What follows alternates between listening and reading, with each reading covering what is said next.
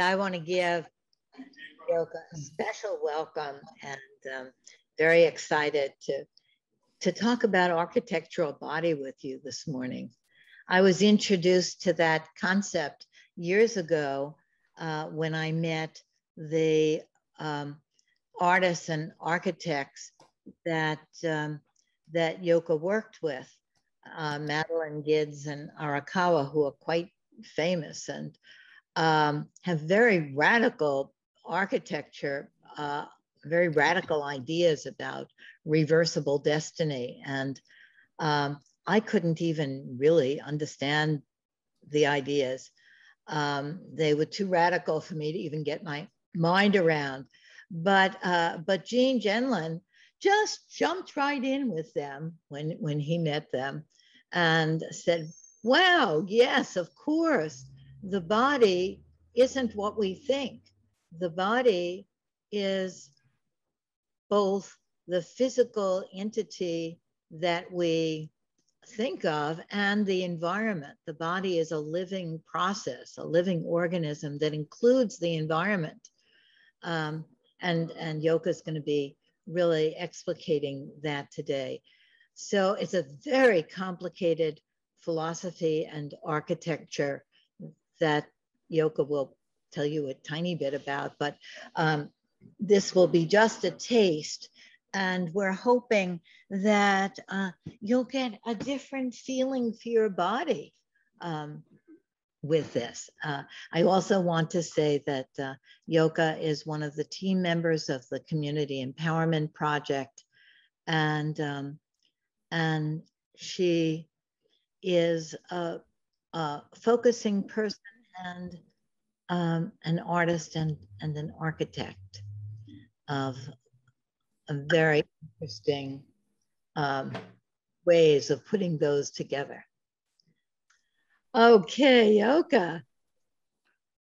Okay, well, good morning, everyone, or good afternoon, wherever you are.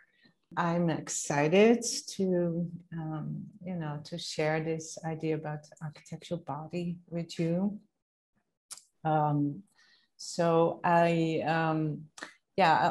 Lynn has told you most of what you need to know about me. And so I think I'll just, I'll talk a little bit about Arakawa and Ginz's work and philosophy, and then we'll start quite soon. We'll start doing some kind of experiential exercises to see if we can find our architectural body. Arakawa and Ginz were artists and became architects. They were always very interested in how people tick, what capabilities are of people. They started out with a big painting project called The Mechanism of Meaning. And the mechanism of meaning, that is you, that's the person. And in their paintings, they put up all kinds of questions and little also experiences, so that the persons were already interacting with these paintings. And then they were quite ambitious. They wanted to change people's lives, and actually they wanted to help extend people's lives. They had this idea that dying was no good, and we should try everything to prevent that and to live longer. And so they put everything into the works to help doing that. And they figured out that art wasn't gonna do it. They needed to go more three-dimensional and interactive, and so they became architects, or at least self-proclaimed architects. And so they invented a type of architecture that it was filled with what they call procedures. And these procedures would prompt the user in the space to not only physically, interact with the architecture, but also make a change inside themselves. For instance, they had one procedure was called the tentativeness cradling procedure, and it would make people more tentative, less sure of themselves, more flexible. One example was a room with shifting walls. The walls would go up and then shift and then go up. So you had two rooms in one. And another example is a bathroom with two toilets.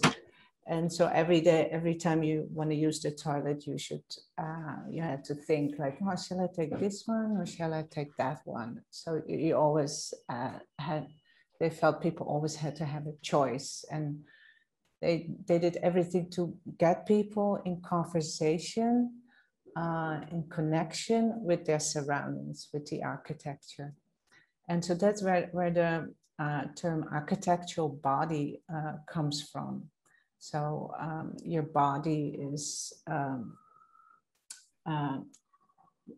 an architectural body is your own body plus the environment, and it's one entity, and there's always interaction between the two. So yeah, let's see. So I'm gonna well, let's slowly start into our experience, and then things will come up. For now, let's just tune into our body right here and now, and tune into it, and all the aspects of the surrounding, of the place you're in right now, your room, whatever's there.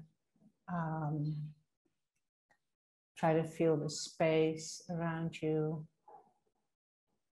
the sounds that come in through the window or through the walls or whatever. Try to feel all of it, the temperature, like how your body relates to the walls. Even with your eyes closed, you can have a sense of that. And just go deeper inside your body. And just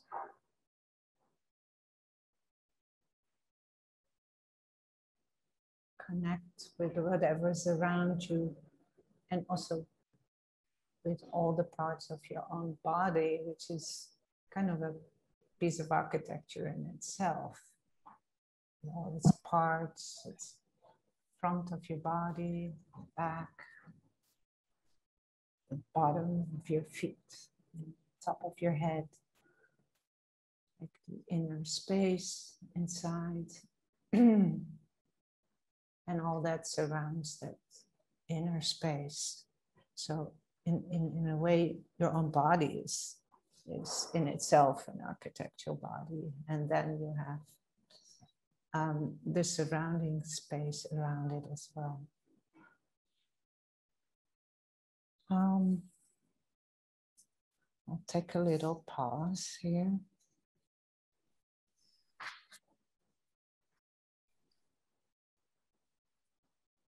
Yeah, and maybe noticed if there was something different happening inside of you, something new. Just what came up for you. So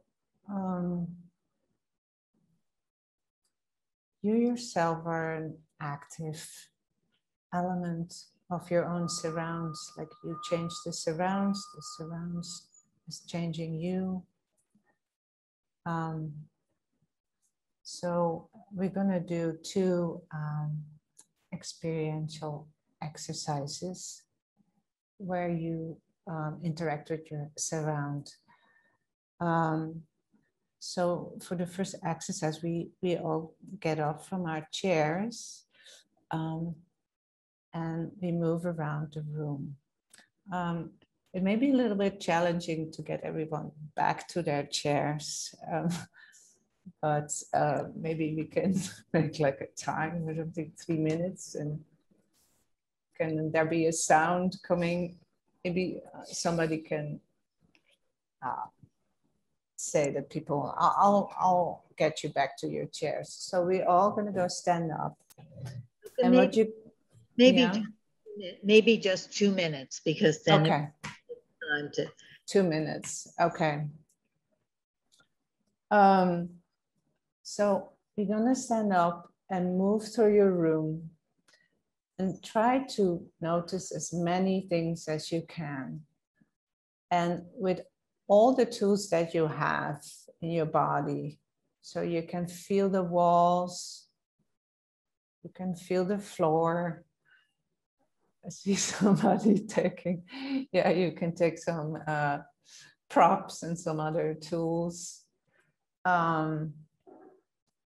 Just walk around,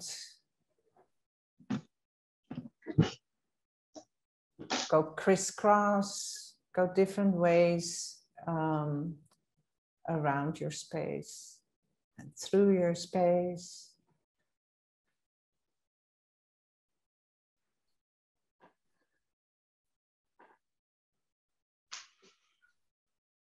And also, I don't know if people can still hear me, but I'll just keep talking a bit. So yeah, make sure you use your eyes, your ears, your nose, your touch, and sense what's in front and behind and besides of you.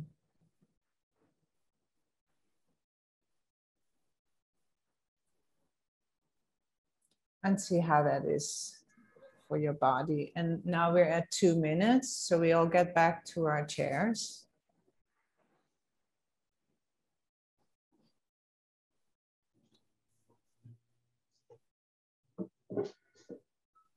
And I hope that somehow that was like a different experience. I mean, it's not what we usually do every day. Like, you know, you kind of get so used to where you are. You take your environment for granted and you don't actually, you're not half, you know, kind of half aware of it. So we want to, you know, reestablish that connection. So the second exercise now is you just all sat down and you have to get up again and find an object in your room, and an object that kind of catches your eyes, something you would like to have right now. And then we do another like 2 minutes, and you just get to know that object like really inside out. You have to know all the details. It's as if you saw that object for the very first time. You never felt that material. You have no idea what it is, and you're like, wow, what's this? And so you just really connect to that.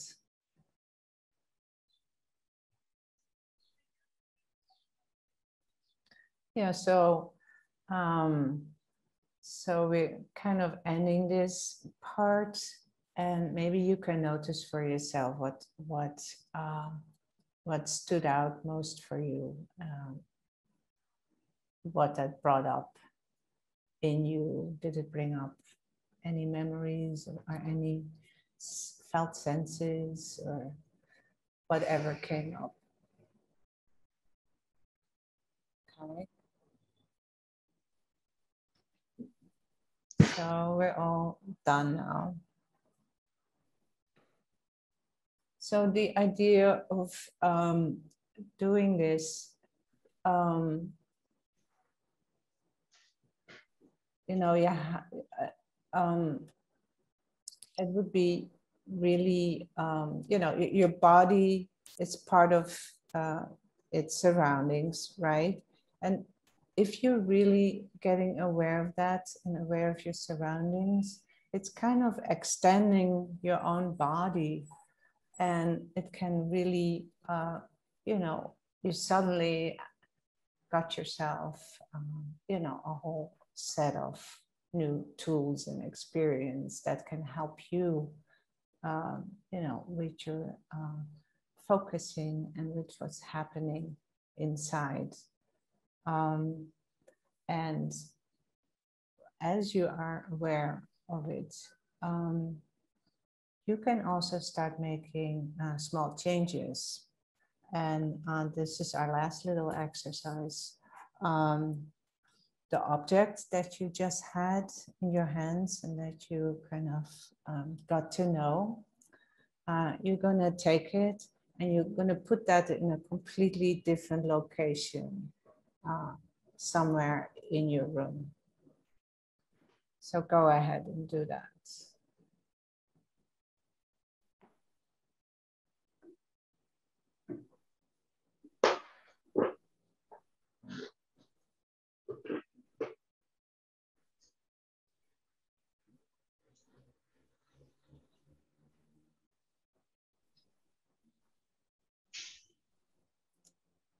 Okay, I see a few people still walking around with their objects. Oh, everyone back? Okay, everyone is back. So you'll notice later on when we go in the breakout rooms, and you, I don't know if we even have a pause or something, but you'll notice later on when you walk in your room, you'll notice very strongly that your room has changed somehow, because that object that always used to be there is now in another place, and also you have really connected to that object, and so you just changed your surroundings, and it will also change your own experience. I don't know if we have time. Yeah, we have a little time. Like we'll do one last thing, and that is not moving an object, but moving yourself. And I know we've been moving around to explore the room, but now we're moving around and put ourselves in a very different position. My favorite way to do this is go stand up on a table. But I won't make you do that, any risky things. I don't want people falling off the table, but you know, I can recommend it, or take a ladder another time, because it's such an amazing feeling to be suddenly in a totally different area of your space. It's like being on top of a mountain and looking down, and you have a whole different feeling inside your body. It's amazing. But now, for now, we are going to do, either you could go stand on your chair, or sit under your table, or go stand in a corner and see what happens, and see how you experience the space.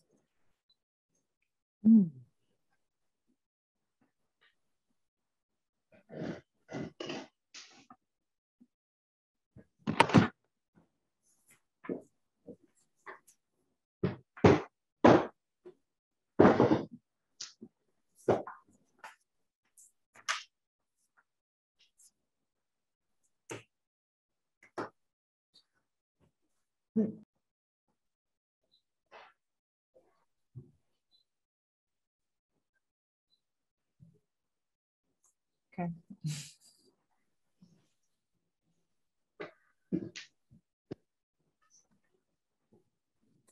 Okay. Still see a few empty rooms, empty.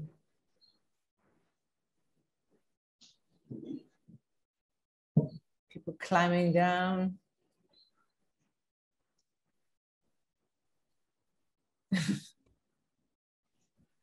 Great. Well, that was it. I don't know if it makes any sense to you. It's just an introduction and really, you know, trying to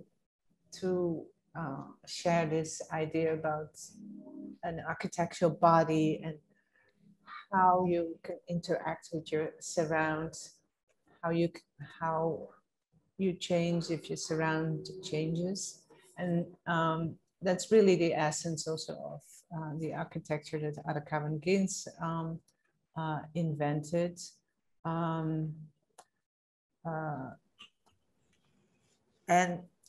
And that's also what's really my, you know, my passion about is that with architecture, you have the power to make changes in people's lives, really profound changes, and also people, not just architects, have that power, but you know, also everyone can do it in their own house.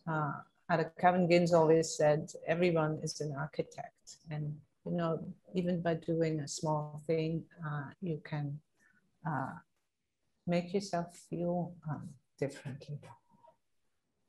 So I understand we have a little bit time, Melina, for sharing before we go into breakout rooms, right? Yes. Yeah, Doug has a question that he put in the chat. Is there any reference, could say more about the tentative procedure? Could I say more about it? It's yeah, it's one of the procedures that, as I said, it's a way to yeah, make the connection between you and the architecture, kind of be in conversation, and it has an effect, and it makes your body change and react to it, and at the same time it has an influence on you, on the whole of you, so also on your mind, because you're being encouraged to let go of the standard thing to do, or to do what you always do, or you know, it's a constantly kind of a encouragement and to move forward, to change, to be in a different interaction every time. I don't know if that makes it any clearer. I think it does. Yes. I have a question. Yeah. Kind of combination question, comment. I'm curious about some of the thoughts within this body of work from I've kind of approached this similar techniques, right, from a different source. And what comes to mind for me are, you know, the themes of space as holding environment, right, from a psychoanalytic perspective, right, you know, and different folks' sense of safety and trust in themselves, you know, that may relate to, you know, our attachment wounds and, you know, how safe we feel, and building the capacity to feel safety in the container, right? Is that something that's part of the body of thought in this work explicitly, or not so much? In a way, in some sense it is, because yeah, it actually the works, the architecture they built has somewhat of a container-like feel, so kind of creating a safe place in order to let all kinds of new things happen. Right. And also the safety is also for them, the safety of their architecture is that the space is readable. Like the person who is in the space can understand the walls and all the elements in the architecture are very distinct. There are lots of colors. And so it's an open floor. You can see, you have an oversight over the whole house. You can see in all the rooms. And that all contributes to that you, yeah, kind of, you can read the space. So that's how you can also more easily interact with it and also keep track of what's happening too. Thank you so much, Yoka. It was a wonderful experience to me, and I'm just sort of getting my mind around this idea that the surround is me. I am interacting with the surround, but the surround is also part of my body. Yes.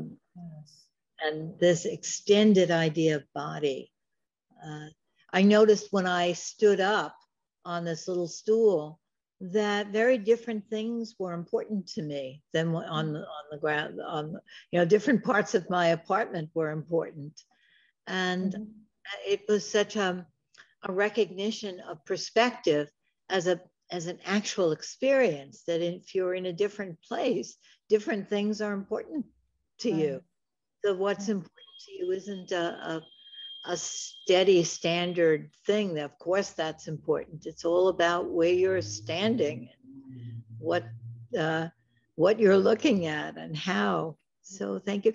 I wanted to ask, and I hope people will forgive my whatever it is. What do we mean by architecture? Like the way Jean would say, what do we want the word architecture to mean?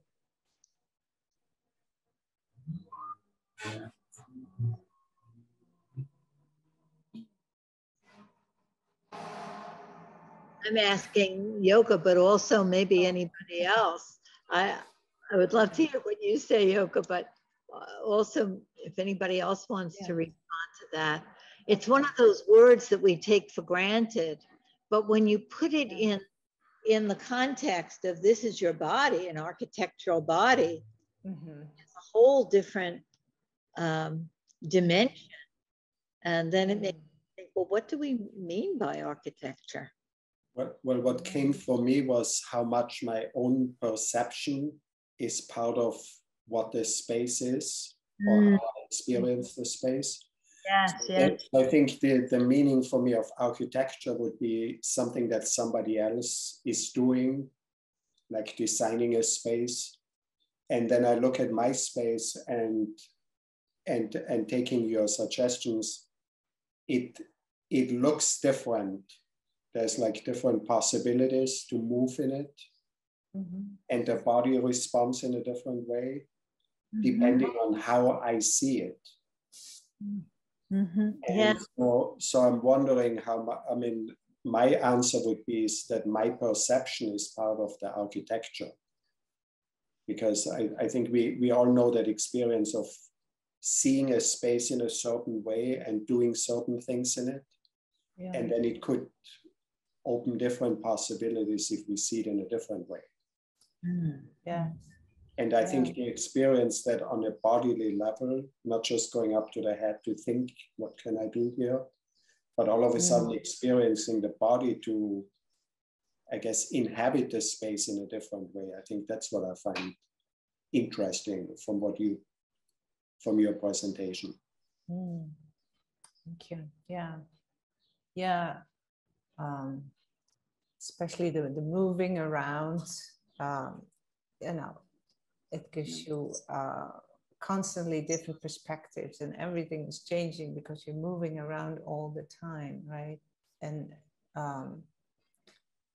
I mean, you're not moving around all the time, but moving around and moving around with awareness of your surrounding makes it clear how nothing is the same and everything changes from moment to moment. I feel like these days we are working on Zoom and we get to see people's spaces where they are working from, not just their body, but the entire space. And I think architecture is a verb in a way. It's a verb that that one has the ability to architect things in various situations and conditions to empower them more. I see people who are stuck together in small spaces in India due to COVID, how they are constructing their spaces. And here teenagers who are locked up in their rooms because they can't go to school and they spend so many hours in that space. I've seen their rooms being absolutely changed and they have created their own world there. And if you take it as a verb, it empowers you a little bit. Yes. The concept of architecture, not as a, I don't know what that grammatical correct description, but if you use it as a verb, it empowers you, I think. And I don't think people are consciously doing it. They just have to do it to adjust their whole being in this space and time and condition and pandemic or what have you, I think. Such good point, Shashi. Yeah. Along those same lines, I'm outside in a garden that I've been helping cultivate over a number of years, and we're constantly fussing with stuff and changing the architecture and changing the structure of stuff. Nature itself is a bit of an architect or architecture, but we constantly change its surroundings. And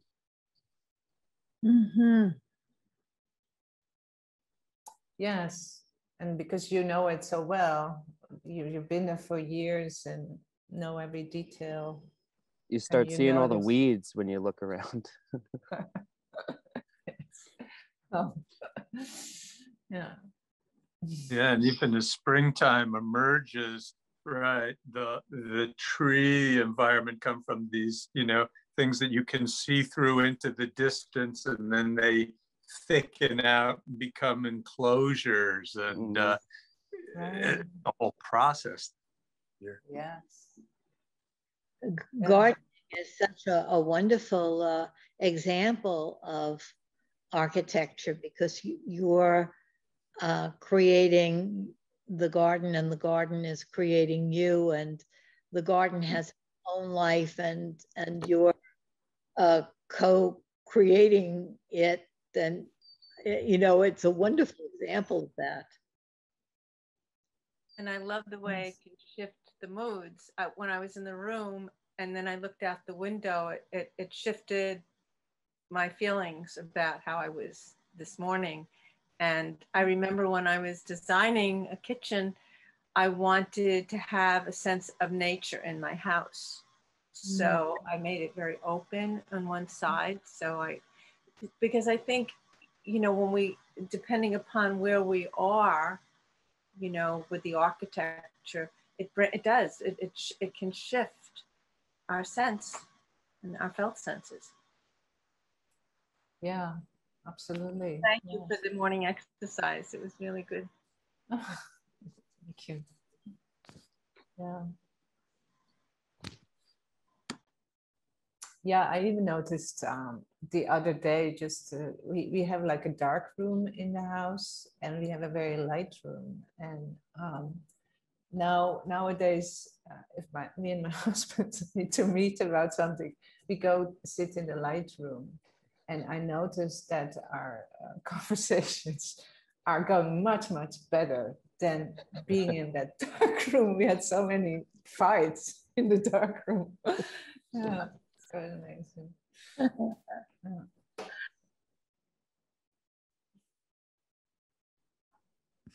I find this conversation really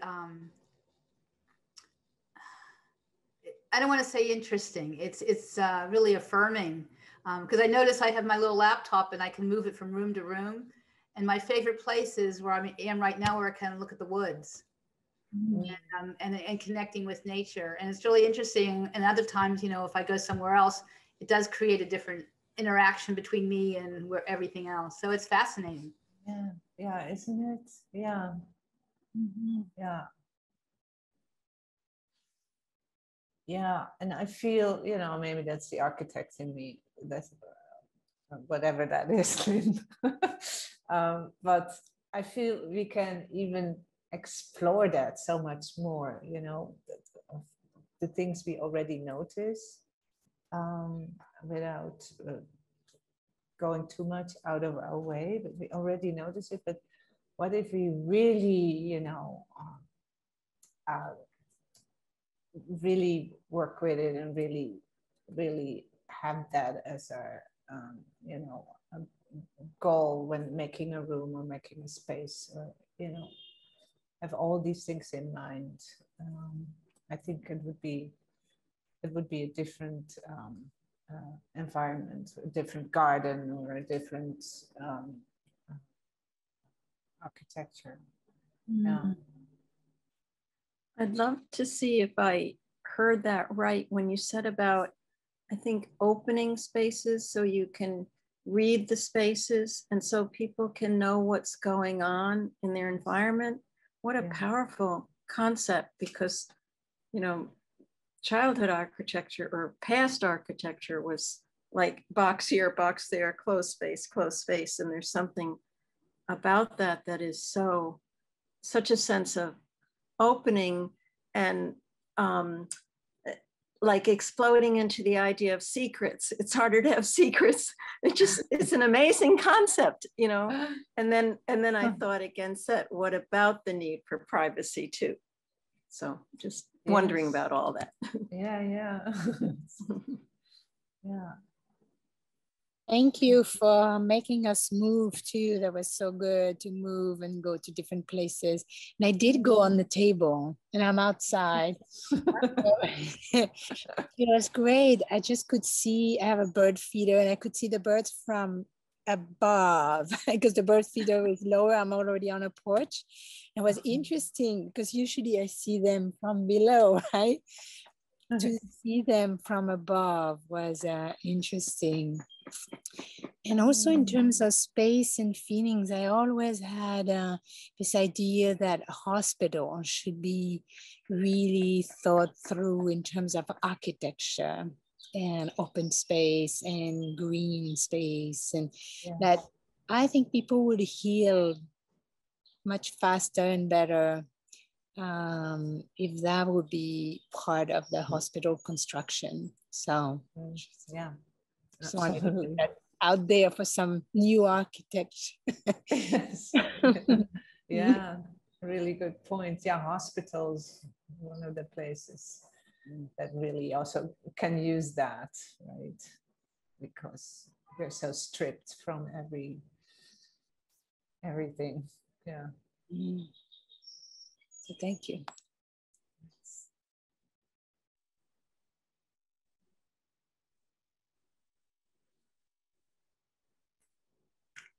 Something very empowering about thinking about the environment as part of your body and the growing awareness of the environment, of the details of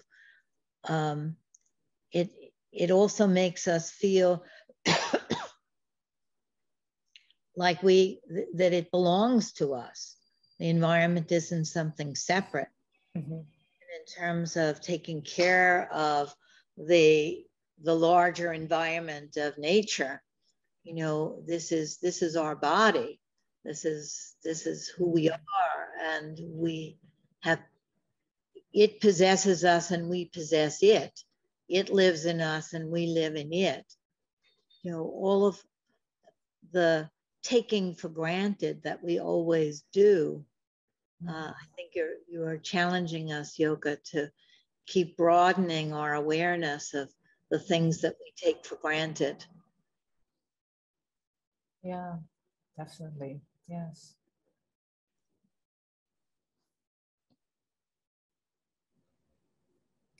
Yeah. If you see your environment as really as part of yourself, you know, you almost can't do anything else than really pay attention to it, you know, if you really believe that.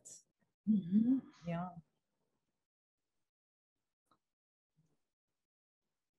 To feel like we're also the makers of our environment. I notice that even if I go to a hotel and I'm only going to stay there one night, I have to change the room around and put things just where I want them and put my own things on the bureau, and then I can feel like, oh, I'm there.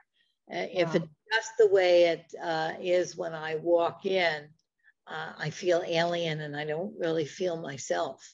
Mm-hmm. Yeah. We always encourage the people who are new or the people who don't usually talk very much to say whatever is on your mind, because everything is welcome. We're just experimenting together.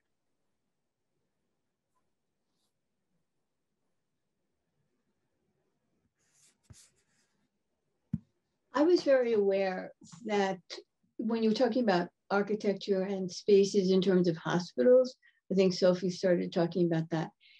When I was started out in a psychiatric hospital, I was so painfully aware how unconscious the planners were. Mm. They put like green walls with body-size silhouettes, like black silhouettes on the walls. I guess they thought it was, you know, artistic, you know, to have these silhouettes. But we had people who were hallucinating and had all kinds of fears and trauma. And to see these large silhouettes attached to the wall on black, on green, to me was so unconscious and so painful that they were not aware that the impact of what they were putting out there. So I you know, when you walk into a space, you know whether or not it's inviting or not. Mm-hmm. And you know where you want to rearrange things.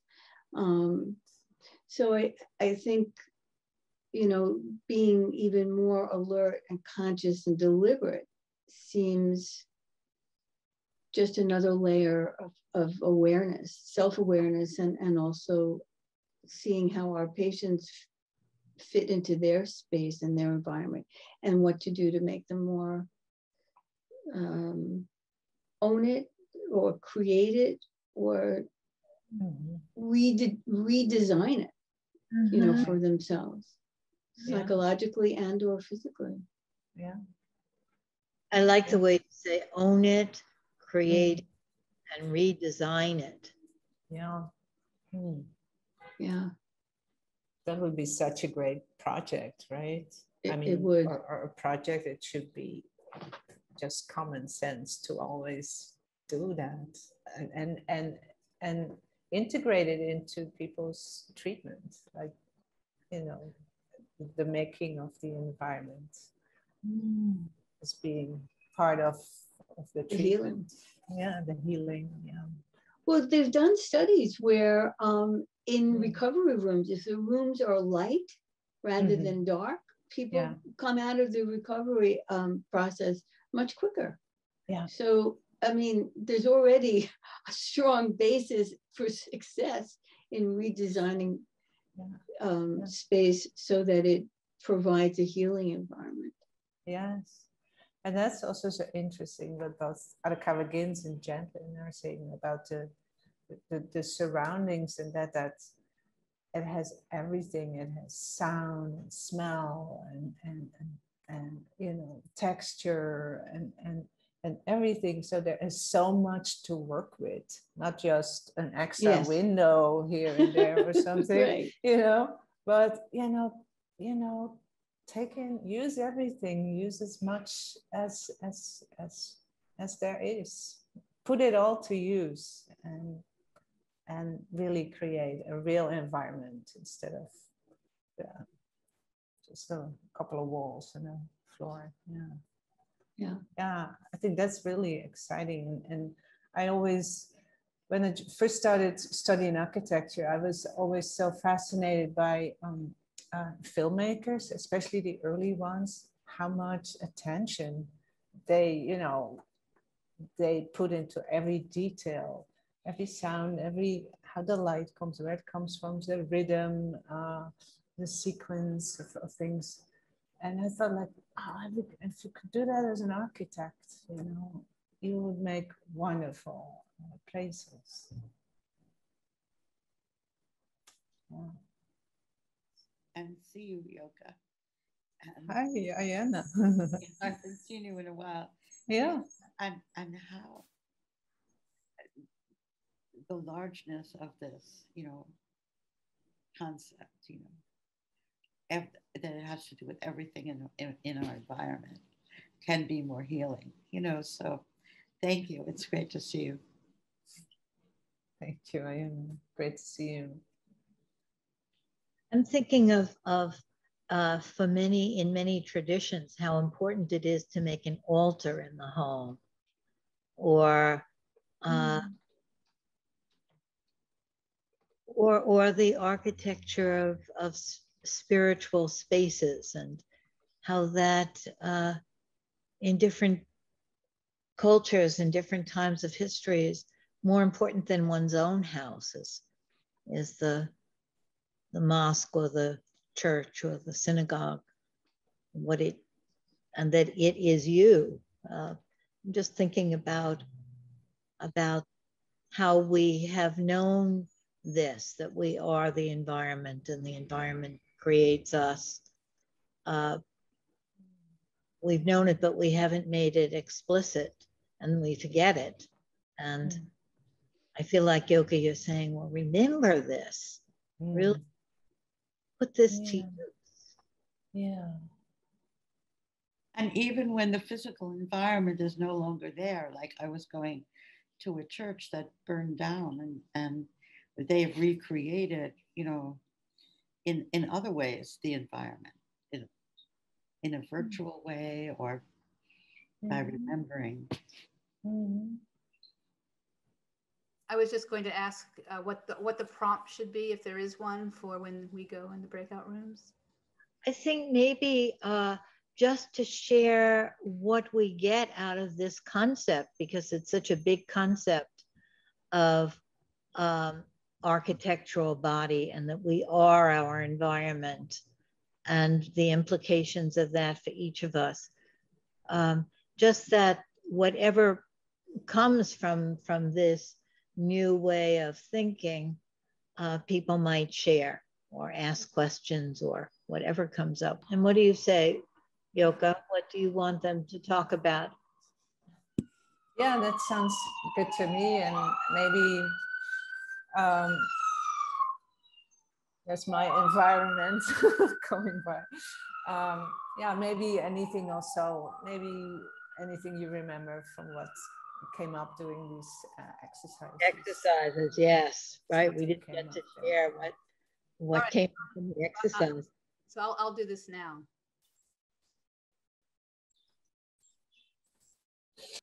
So welcome back. Maybe, Yoka, maybe you could begin with what you noticed in your breakout room of where people took these ideas. Yeah, people were, they had become a little bit more aware of their environment, kind of their own places, or how certain elements in their surroundings, how they affect their lives. We had, for instance, we talked some about sound. Interesting talk about sound. June brought up how she was bothered by the gardeners' noisy machines, and so we talked about also what could be done about it. We came with all kinds of architectural and non-architectural solutions. And Ulla had a very beautiful solution, like try to love the sound or try to connect it with it in a loving way, right? So that was very interesting. Yeah, one part of this whole surround. I'm hearing a siren out my window, and maybe you're hearing it too, as yeah, talking about that. Yeah. Yeah. So yeah, I'm curious to hear if other people, what they maybe what they got from it or didn't get from it, or what would have liked more of it. One of the things that I got from it is that to look at it from a frame of architecture, I found it very empowering. That to know that we can be our own, to be conscious that we can be our own architect of our own internal and external space. Very empowering. Yeah. Great. Yeah. Great. Yeah. It was good to see when we did the exercise that even a small change can make, a big difference. I think that's exciting. Thank you. Yeah.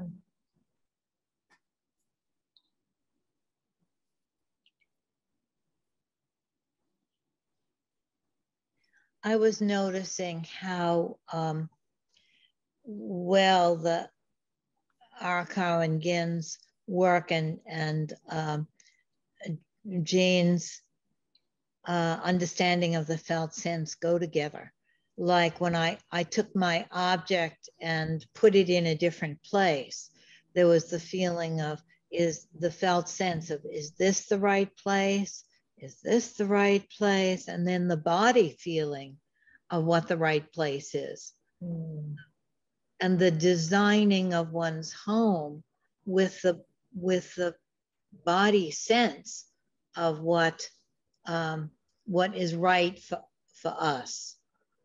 It just adds a whole other dimension that seems to fit just exactly.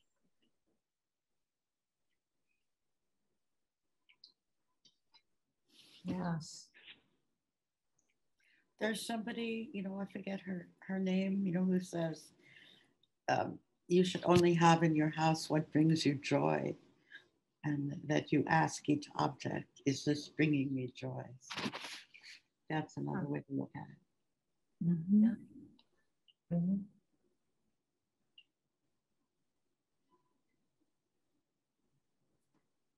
What came to me is the importance of architecture, how it is important in our lives, even if we don't realize it. We gave the example, the architecture is nice in my building, but inside the walls are quite soft, and I can hear sometimes my neighbor. So so what the architect decided, or the builder, so we can change our external environment to a point, and then we have to interact with people. So it's an action, that it's interaction architecture, and how nature also is changing the architecture. We think that, for example, a church is forever, and then it's burned down, and then nature comes over and we build something, and maybe in 3D again, and so it's part of the way of life, and also the responsibility the architects have. And I'm happy that the person when the architect is a woman, might put more toilets for the woman than if they were a man. The joke when we go to museums, well, the architect was a man. You know? So this topic shone the light on how much we are impacted and how we like some towns or countries because they have nice architecture and we visit them and all of that. So the importance that we have to pay to architecture. So I really enjoyed that sharing. Thank you. Thank you. Yeah, it would be also interesting. What if a psychologist or a psychiatrist would design a building, you know, or an interior, because yeah, I had to think of that when you said like men and women probably design very different architecture. I know that Arakawa Ginsberg, they were always saying that we should be part of a whole team, you know, it can't be just one person, like there should be a physician, there should be a psychologist, there should be a musician, there should be a dancer, like people of all different areas should be as a team and work from there. It's a lovely metaphor, the metaphor of the architect, because I think that automatically implies that we try to maximize the environment in ways that are functional and in ways that are aesthetic. And that, I think that gives us a lot of power to use our environments, like the Japanese concept of wabi-sabi. Yeah, brought that up for me too. Yeah. Yes, I love that you brought up the wabi-sabi idea, because nothing can be taken for granted of what's beautiful, what's not beautiful, what's aesthetic, what's functional, because it's an interaction with us. And so the idea of the old, the dilapidated, the falling apart being beautiful in the wabi-sabi aesthetic is such a lovely sort of balance to our American, you know, new aesthetic. Yeah. What does wabi-sabi mean? Do we have any Japanese? I know it in terms of art, that it's the appreciation of what's decaying, what's old, what's the imperfect. The imperfect. Yeah. The falling apart. And the transient, I think, all of that. It's quite hard to pin it down to a definition. It's kind of more like a sensibility. Yeah.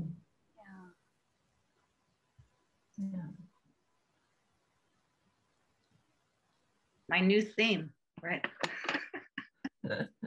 Nick shared in chat that he worked on a video about Gins and Arakawa, and he gave us the link, the YouTube link. Oh, how exciting. Really? You did? Wow. Well, great, Nick.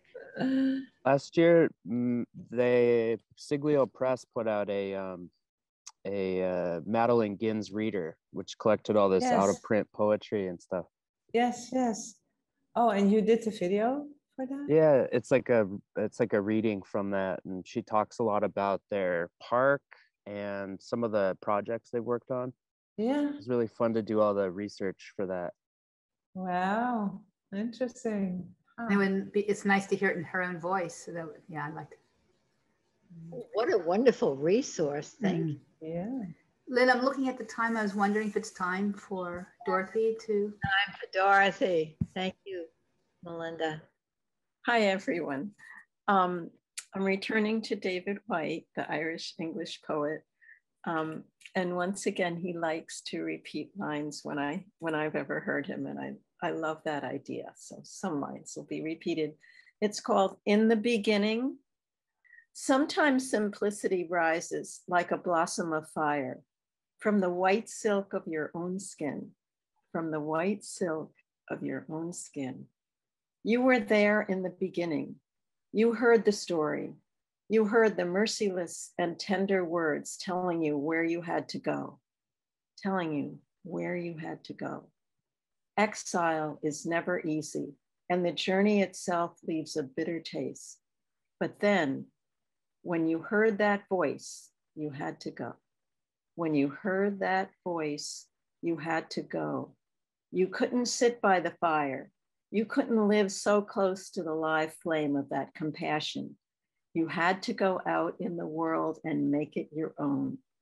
You had to go out in the world and make it your own. So you could come back with that flame in your voice saying, listen, this warmth, this unbearable light, this fearful love, it is all here. It is all here. Wow. Beautiful. Thank you so much, Dorothy. And now we're going to say goodbye. All of us can unmute ourselves and say whatever we want all together. And thank you so much, everybody. Au revoir. Thank you. Thanks, Bye. Yoga. Bye-bye. Thank you, Yoki. Bye. Nino. Thank you. Thank you so much. Thank you, Lynn. Bye. Thank you, Melinda. Thank you. Bye-bye. Thank you. Bye. What a great presentation, Yoka. That was so fun. Yeah, did you like it, Nick? Yeah. Thank you. It Thanks. was wonderful yoga. And I think people really appreciated it. It was really good. Everyone was shocked they could get up and move around. Freedom from Zoom. Right. Yes. Yeah. It's such a rich topic. I mean, you could talk so much about, like this COVID reality of the architecture being on a screen and like these virtual backgrounds we have. Just, it's such a rich topic. Yes. Yeah. It's asking for more, right? Yeah. Bye-bye. Thank Bye-bye, June. Be well. Bye-bye, everybody. I'll see the Bye. planet people at 10 o'clock. Okay. Bye. Thank you all. Thank you. Thanks.